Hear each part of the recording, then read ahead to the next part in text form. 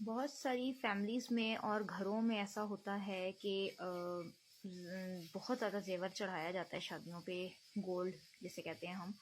اور بعض اوقات بہت ساری فیملیز ایسی ہوتی ہیں، اتنی کہ دو نمبر ہوتے ہیں لوگ کہ گولڈ کا پانی چڑھا ہوا زیور چڑھا دیتے ہیں صرف اور صرف دکھاوے کے لیے، شو آف کرنے کے لیے کہ جی بہو کو اتنے تولے زیور ڈالے، جبکہ وہ اصلی سونا نہیں ہوتا.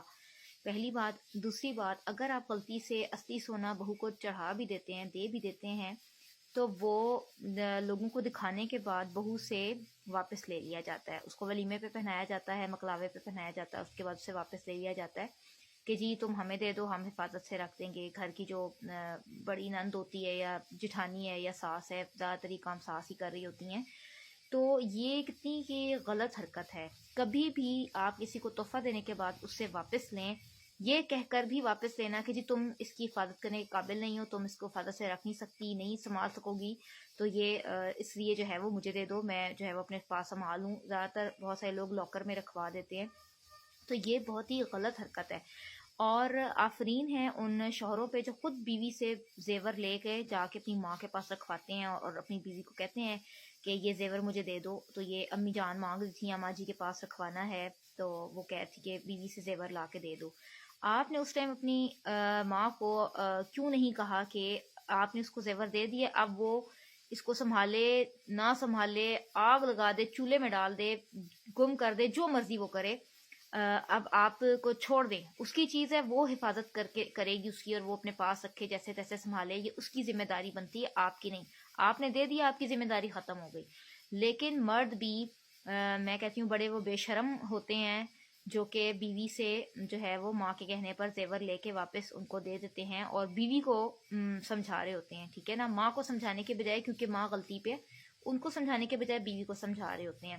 تو اور بعض اوقات ایسا بھی ہوتا ہے کہ مائیں کہتی ہیں کہ جی ہمیں لا کے دے دو، ہم حفاظت سے لاکر میں رکھ دیں، اس کے بعد وہ بیوی کو ملتا ہی نہیں ہے. اس کے بعد بہت ساری چیزیں اس میں سے ماں اپنی بیٹی کو دے چکی ہوتی ہے، یا جو پسندیدہ بہو ہوتی ہے، یا کوئی اپنی بھانجی بھتیجی کی شادی ہوتی ہے تو اس پہ دے چکی ہوتی ہے، اس سے پوچھے بغیر. بہو کو یہی پتا ہوتا ہے کہ میرا سامان جو ہے، میرا زیور جو ہے وہ لاکر میں پڑا ہوا ہے، ساس کے پاس پڑا ہوا ہے. جب وہ کسی شادی کسی اس کے لیے پہننے کے لیے مانگتی ہے تو وہ کوئی نہ کوئی بہانہ بنا دیتی ہیں. اس کے بعد 8-10 سال بعد جا کے بہو کو پتہ چلتا ہے کہ وہ زیور تو میرا دے دیا گیا ہے اور آگے توڑ دیا گیا ہے مجھ سے پوچھے بغیر. اور یہ امانت میں خیانت ہوتی ہے. یہ میرا میسج اگر ان مدرس تک جا رہا ہے جو کہ ساس ہیں اور جو یہ کام کرتی ہیں، یا جو بھی لڑکے اور لڑکیاں یہ میسج سن رہے ہیں میرا، ان کو پلیز بتائیں کہ یہ بھی ایک طرح کی چوری میں آتا ہے، ایک طرح کی امانت میں خیانت میں آتا ہے. اور یہ بھی آپ کو جو ہے وہ کل کو اس کو آپ باقاعدہ اللہ تعالیٰ کے ہاں پوچھ ہوگی اور آپ جواب دہ ہوں گے کہ آپ نے ایسا کیوں کیا.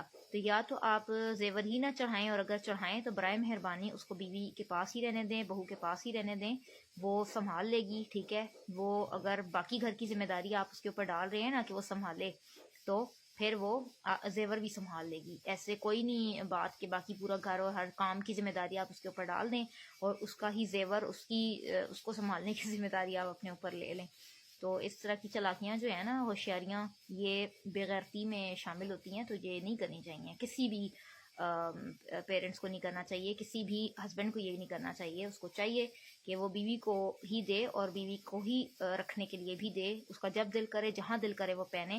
جا کے فقیروں کی طرح اپنا ہی زیور ساس سے مانگنا رہی ہو کہ جی فلانا جگہ جانا ہے تو ڈھمکانا جگہ جانا ہے تو مجھے پہننا ہے تو مجھے دے دے، تو واپس لا کے پھر ساس کو واپس کروا رہی ہو.